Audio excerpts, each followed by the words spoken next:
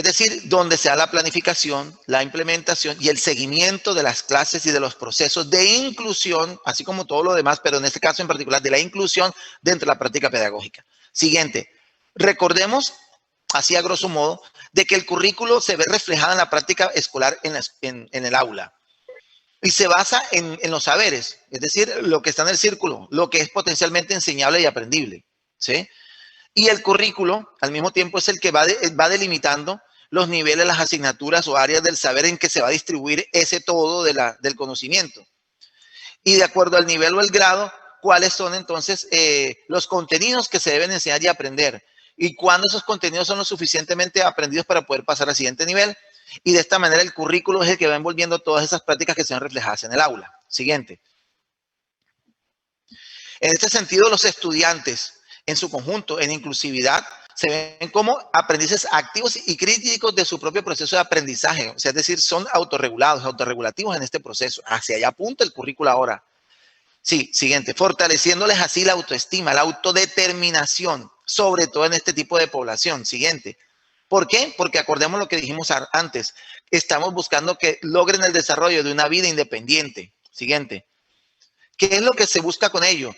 Entender que las barreras de inclusión que se puedan presentar ya no serán por las características individuales de estos estudiantes. Se dan es cuando hay una interacción con los grupos regulares y tiene que haber esa interacción para que pueda haber verdadera inclusión. Y cuando se da ese encuentro es cuando comienzan a presentarse las barreras o dificultades que el docente debe entrar a mediar, ¿sí?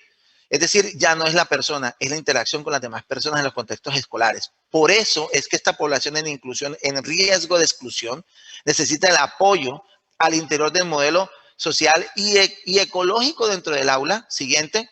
Y no como antes se miraba como la lástima de pronto. No, necesitamos el apoyo porque estamos construyendo seres humanos que van a desarrollarse de manera independiente y van a hacer un aporte a la sociedad.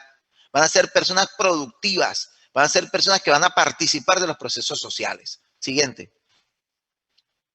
Para que esto se logre, como se había dicho antes, se debe desarrollar una gestión, tanto escolar como curricular, que lo lidera la dirección de los planteles educativos. Como se ve en la gráfica, la dirección escolar, o sea, los directores de las escuelas, tienen que apuntarle a gestión escolar que permita generar las políticas para que pueda haber una cultura de la inclusión. Y al mismo tiempo estructurar las prácticas curriculares donde se puedan ver reflejadas esas prácticas de inclusión, ¿sí? Gestión de recursos, el espacio de participación y demás. De estas tres, vamos a quedarnos con la última porque estamos hablando del currículo. Siguiente. En esta solita, si la aislamos, como está aquí, podemos ver que cuando hablamos de estructuración curricular, hablamos de la gestión de recursos sin los cuales no se podría desarrollar, espacios de participación para poder hacer la integración con los equipos de trabajo de docentes y la gestión pedagógica curricular como tal. Para poderla realizar, o sea, poder lograr esa estructuración curricular, nos podemos basar de alguna manera en estos tres componentes. El instrumento de la gestión escolar siguiente, que son aquellos que están relacionados con las herramientas para facilitar esas prácticas, que es decir, los diagnósticos, los formatos, las actas, los instrumentos, entre comillas, valga la redundancia, que instrumentalizan el proceso y van dejando las evidencias.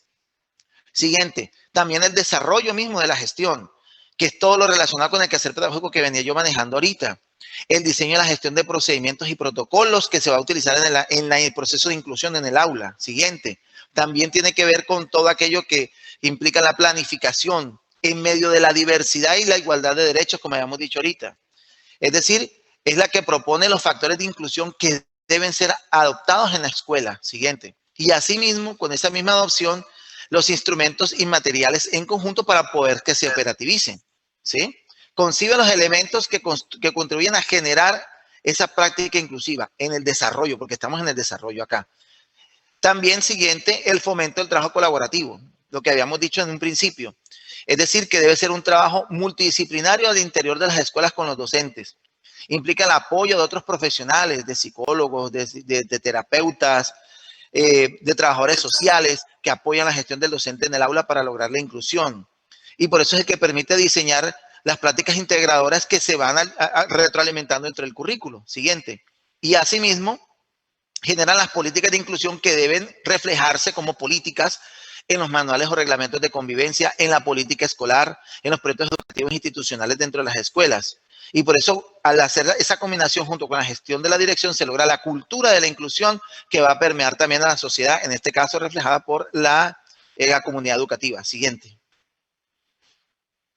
Por eso es que son unos docentes que deben ser comprometidos, dispuestos a desarrollar este cambio, porque es un cambio de paradigma, porque ya es que ellos hacen parte de la sociedad.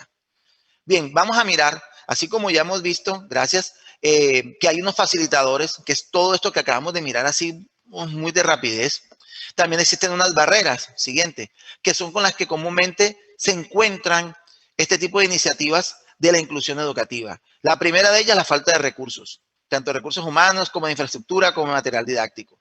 La falta de gestión de algunos directivos de los centros educativos que no desean apoyar este tipo de iniciativas, no las tienen en cuenta. La ausencia de espacios de participación, entonces no se les brindan los espacios donde los docentes pueden hacer trabajo colaborativo o cooperativo.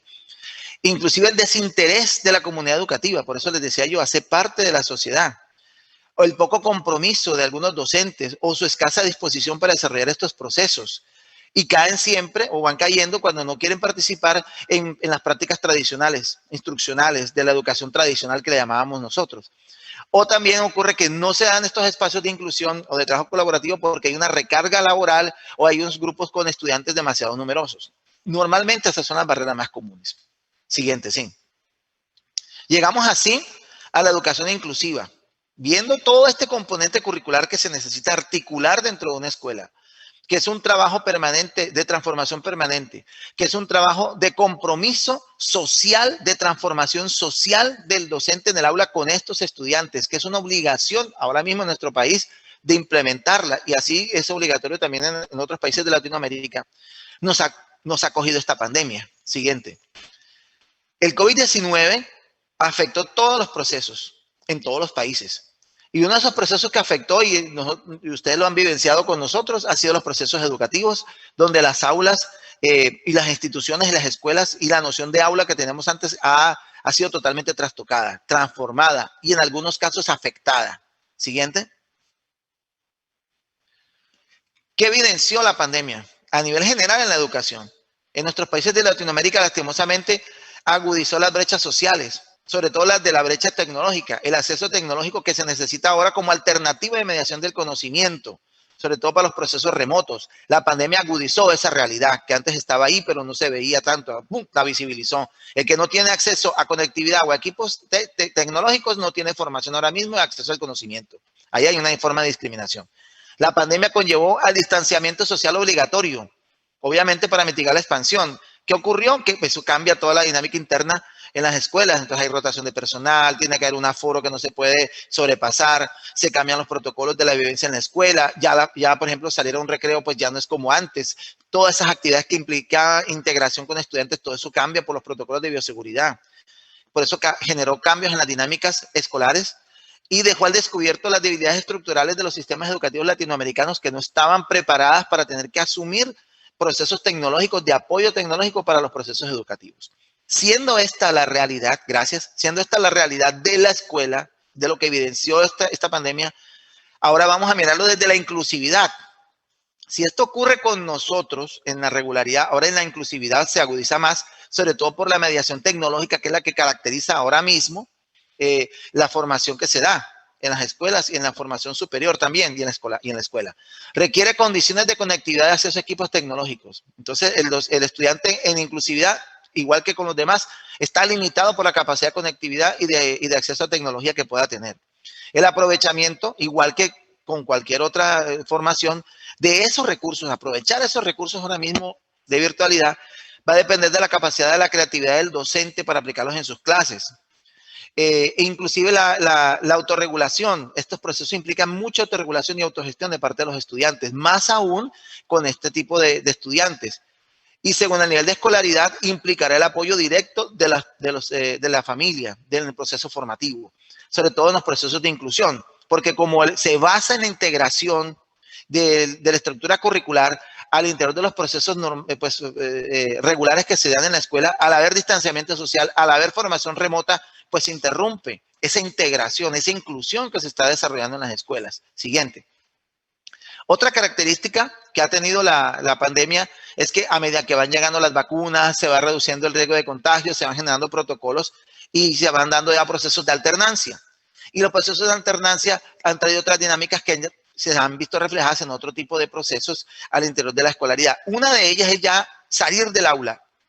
Es decir, aparte del primer componente que está arriba tecnológico, está el de la ciudad, el barrio, y no la escuela como el marco de referencia para pensar y realizar los proyectos pedagógicos. Es decir, ya no me voy a basar en qué recursos tengo al interior de la escuela o del aula, sino que tengo que abrir la mente, abrir al espacio de la ciudad, abrir al espacio del parque, abrir al espacio del jardín de la casa para poder desarrollar con los estudiantes procesos de educación. Y ahí es donde viene la creatividad del docente. Ya no está dado por la escuela o el aula, sino que es dado en el entorno en el que está el estudiante. Y eso ha llevado a imaginar o repensar cuál es la escuela ahora, la institución educativa.